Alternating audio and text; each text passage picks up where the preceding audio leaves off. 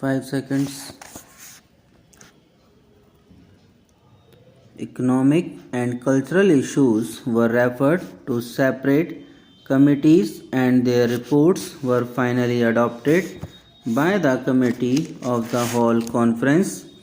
This committee also dealt with the remainder of the agenda, including the main political issues. The House will be familiar from the final communique of the conference, which has been laid on the table of the House with the proceedings of these committees and the recommendations made. It is, however, relevant to draw attention to their main characteristics. These recommendations wisely avoided any provision for setting up additional machinery of international cooperation, but on the other hand, sought to rely on existing international machinery in part and for the rest on such decisions as individual governments may be contact and negotiation find it possible to make. I respectfully submit to the House that in dealings between sovereign governments, this is a wise and practical step to adapt. It is important further to note that all delegations without exception realize the importance of both economic and cultural relations. The decisions represent a breakaway from the generally accepted belief and practice that Asia in matters of technical aid, financial or cultural cooperation and exchange of experience must rely exclusively on the non-Asian world.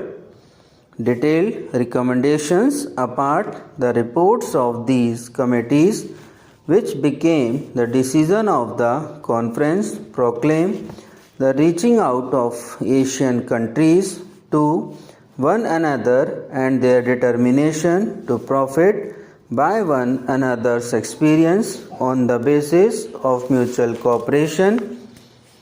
In the economic field, the subjects dealt with include technical assistance, early establishment of a special United Nations Fund for Economic Development, appointment of liaison officers by participating countries, stabilization of commodity trade and prices through bilateral and multilateral arrangements, increased processing of raw materials, study of shipping and transport problems, establishment of national and regional banks and insurance companies, development of atomic energy for peaceful purposes, and exchange of information and ideas on matters of mutual interest.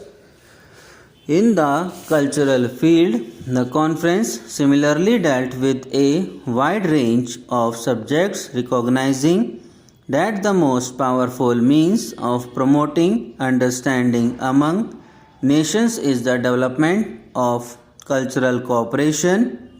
The links that bound the Asian and African countries together in earlier ages had been surrendered. Their more recent history of foreign conquest and annexation, the new Asia would seek to revive the old ties and build newer and better forms of relationship with other countries. As a practical step, the conference decided that the endeavors of the respective countries in the field of cultural cooperation should be directed towards better knowledge of each other's country, mutual cultural exchanges and the exchange of information, and that the best results would be achieved by pursuing bilateral arrangements, each country taking action on its own in the best ways open to it. The work of the Committee of the Whole Conference was devoted to problems mainly grouped under the headings of human rights and self-determination, problems of dependent peoples, and the promotion of world peace and cooperation. Under each head were grouped a large number of specific problems. In the consideration of human rights and self-determination, specific problems such as racial discrimination and segregation were considered. Special consideration was given to the Union of South Africa and the position of people of Indian and Pakistani origin in that country, as well as to the problem of Palestine in its relation to world peace, human rights, and the plight of the refugees. The problem of dependent peoples or colonialism was the subject which at once created both pronounced agreement and disagreement. In the condemnation of colonialism in its well understood sense, namely the rule of one people by another with its attendant evils, the conference was at one. It affirmed its support of those still struggling to attain their independence and called upon the powers concerned to grant them independence.